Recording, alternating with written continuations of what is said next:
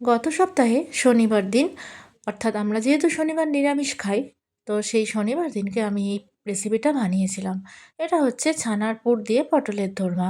যদিও আমার মা একটু অন্যরকমভাবে করে, আর আমি এটা একটু আলাদাভাবে করেছি। তো এই রেসিপিটা সম্ভবত আমি ফেসবুক থেকেই শিখেছিলাম। যাই হোক, ছানাগুলোকে প্রথমে একটু নুন, হলুদ, একটু লঙ্কা গুঁড়ো আর জিরের গুঁড়ো, ধনের গুঁড়ো দিয়ে মেখে নিয়েছিলাম একদম সামান্য পরিমাণে।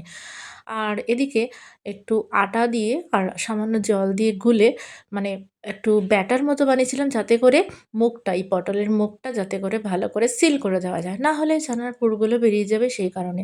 আমার মা করে কি, পটলের ২ টো ভাগ, মানে একটা ভাগে একটুখানি মুখটা ফুটো করে ওর মধ্যে ছানার পুরটা ভরে। আর আমি করেছি পটলগুলোর মধ্যিখান থেকে লম্বা করে ফালা দিয়ে, মানে ২ টো ভাগ করে তার মধ্যে পুরটা ভরেছি, ছানার পুর।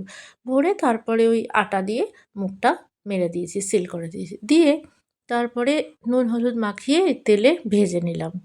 হালকা করে ভেজে নিয়েছি, বেশি মানে কড়া করে ভাজিনি, একটু লাল, লাল মতো হয়েছে, তারপরে উঠিয়ে নিলাম। আর তারপরে তো আমি তরকারিটা বানিয়ে নিলাম, মানে এই পটলের দোরমা যেটা হবে। তো তরকারি রেসিপিটা মানে কিভাবে বানিয়েছি সেটা আমি আর ভিডিও করিনি। ওই জিরে, তেজপাতা, শুকনো লঙ্কা ফোড়ন দিয়ে একটু আলু ডুমো, ডুমো করে কেটে ওই তেলের মধ্যে দিয়ে ভালো করে ভাজা, ভাজা মতো হয়ে গেলে জিরের গুঁড়ো, ধনের গুঁড়ো, একটু নুন, হলুদ আর পরিমাণ মতো মিষ্টি দিয়ে ভালো করে কষিয়ে নিয়ে জল ঢেলে, তারপরে জলটা ফুটে উঠলেই তারপরে ওই পুর ভরা পটলগুলো দিয়ে দিতে হবে।